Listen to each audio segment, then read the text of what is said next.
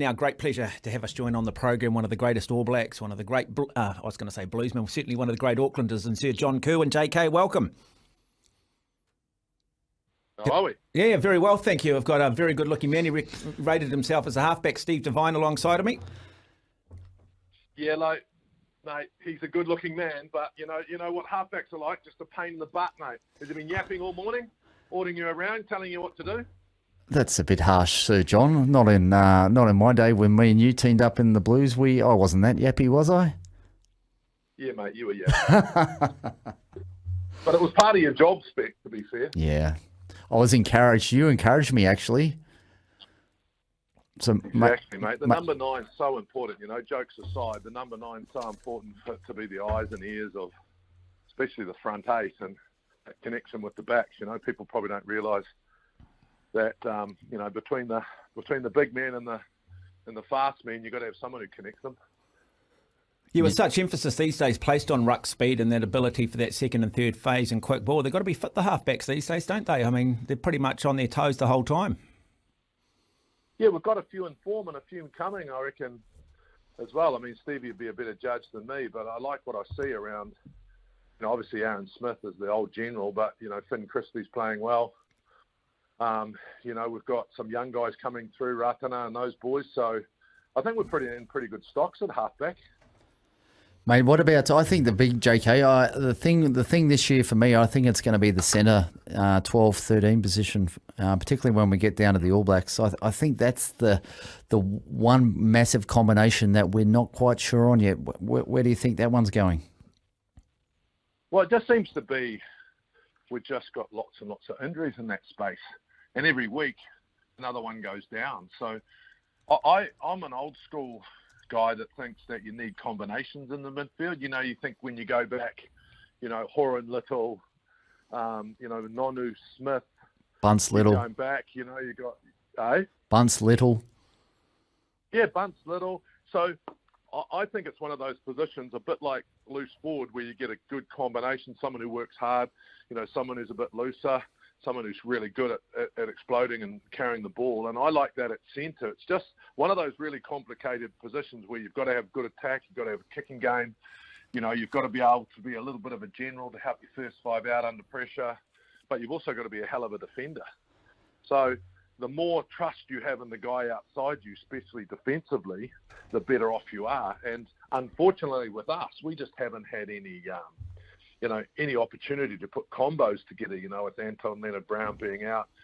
Goodhue's probably been out for the good part of 2 years.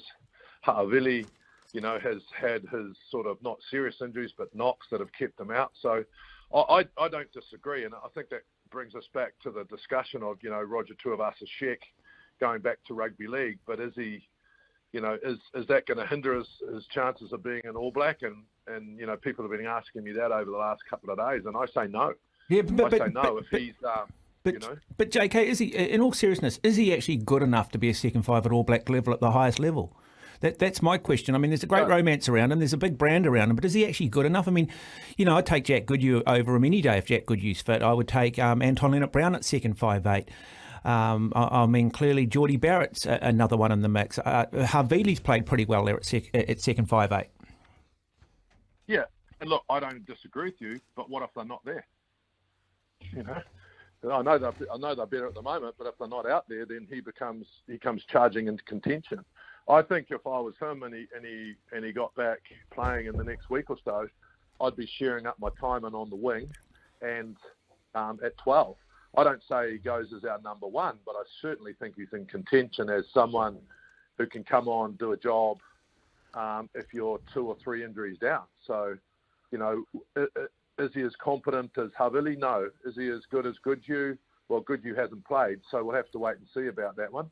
But if he can play on the wing and cover centre, then maybe he's your 33rd or 34th man. Great professional, not going to cause any issues if he's not playing. So he's a pretty safe bet heading towards the World Cup if we've got injuries.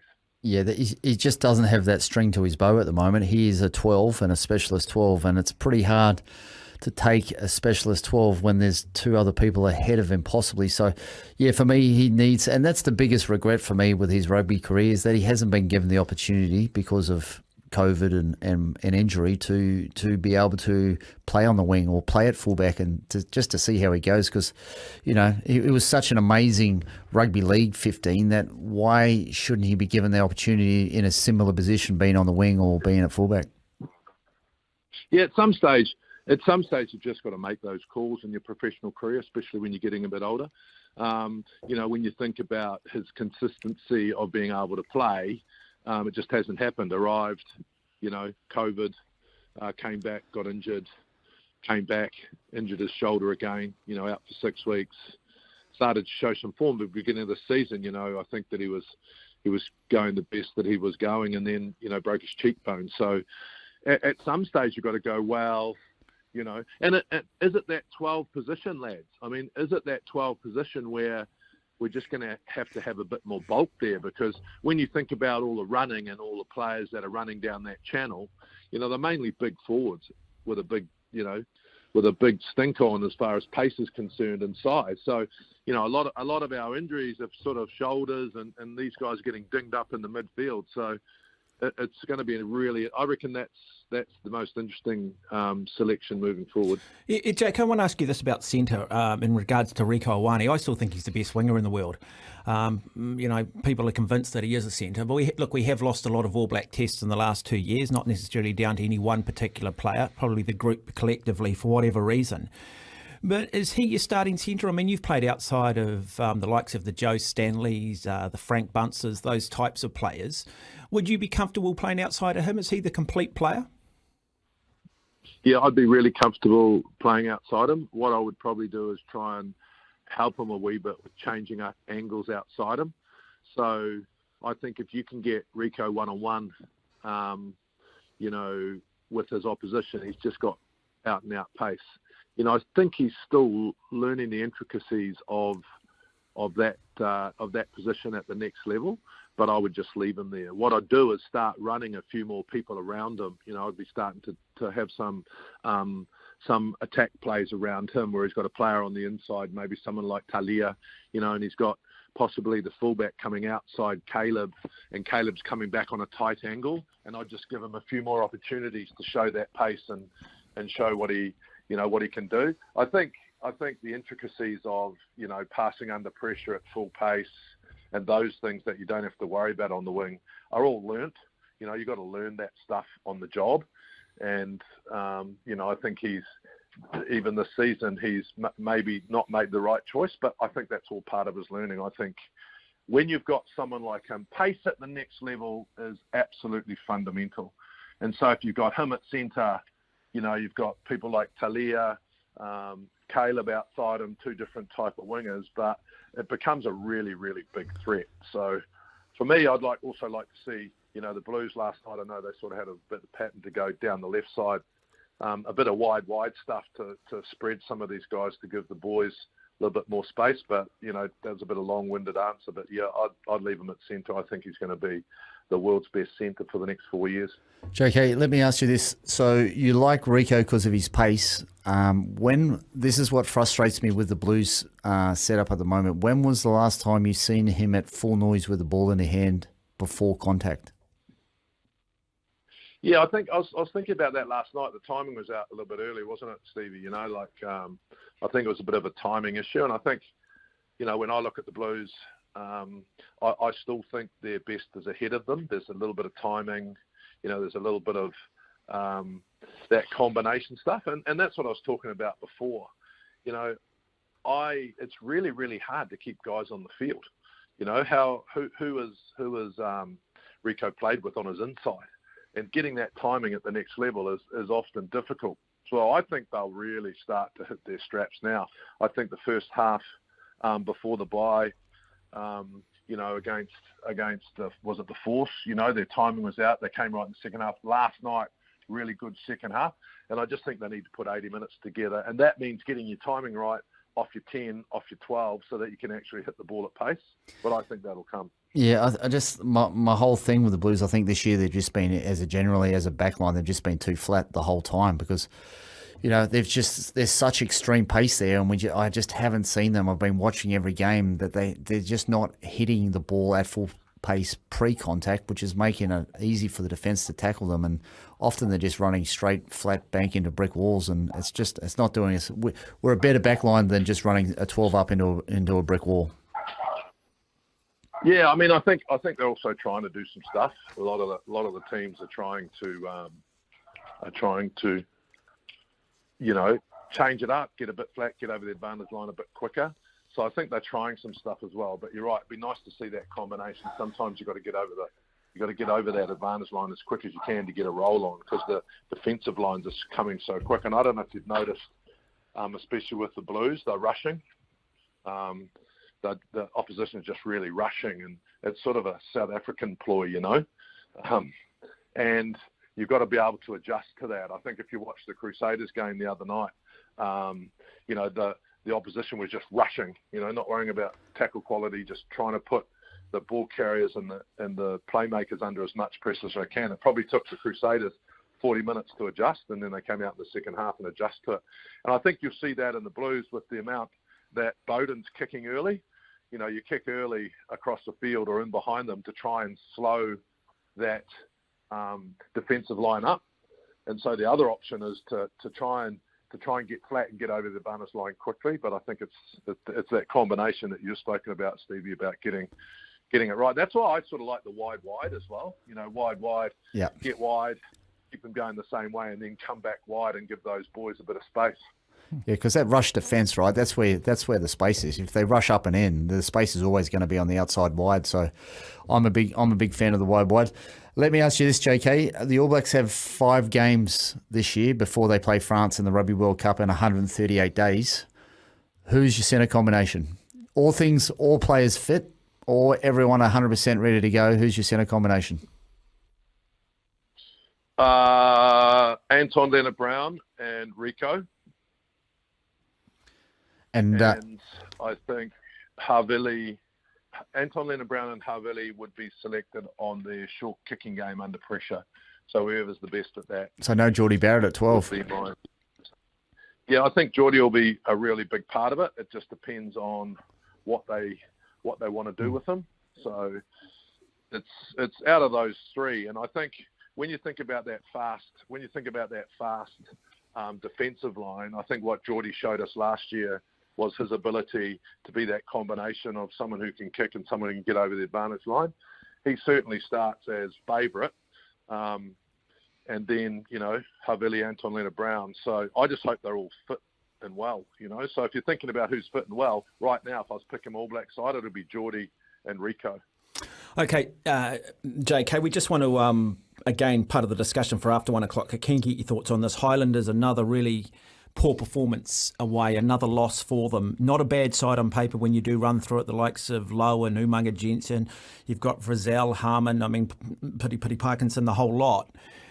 Can we start now asking some questions perhaps about the coaching, that perhaps Clark Dermody is perhaps not the right guy for this Highlanders team? I mean, you can't sack a squad, you can't sack 23 players, but clearly something is not working here.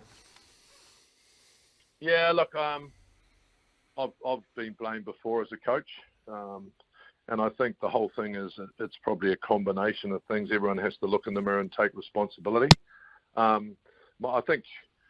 I think what they're missing is just a really, really hard-working front five, to be fair. I think they need to work a whole lot harder. For me, it's all about that. The Highlanders of the past have never had big names, but they've always had guys that have just absolutely outworked their opposition. The game I saw last night, I saw a tired football team, and sometimes the efforts probably weren't what they'd want. So, for me, I think they've got a backline, but you can't launch a backline unless you're, dominating up front. So for me, it's a work ethic thing. I mean, will they still make the top 8? They could do. Oh, I think they'll definitely still make the top 8.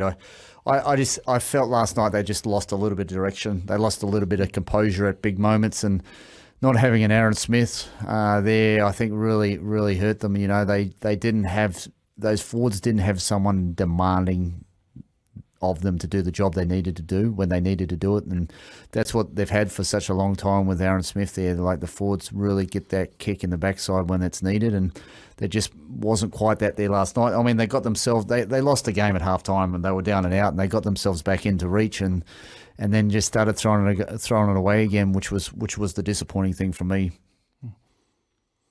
Yeah, I mean, and we started at the top, didn't we? A yappy little halfback like you, Stevie. You know, giving them direction and just telling them what to do. You know what I mean? So Aaron Smith is the world's best at that. I mean, sometimes when you're watching it on television, you can hear him yelling at people.